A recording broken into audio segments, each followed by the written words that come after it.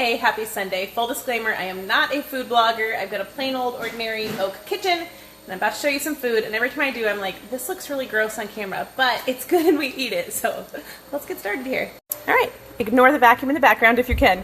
This is the meat mixture. I know this is the part that looks really gross. So it is ground beef, a can of pumpkin, a whole bunch of diced onions, black beans, and then taco seasoning. So first thing I do is I spray my pan with olive oil, probably unnecessary, but I just do it. It helps the noodles from sticking.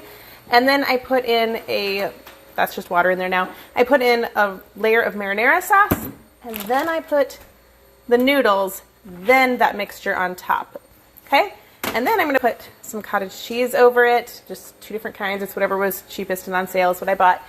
And then I will do another layer of noodles, and I'm actually gonna do these noodles for the next layer, and then I'll just, layer it, cover it in cheese, and then bake it.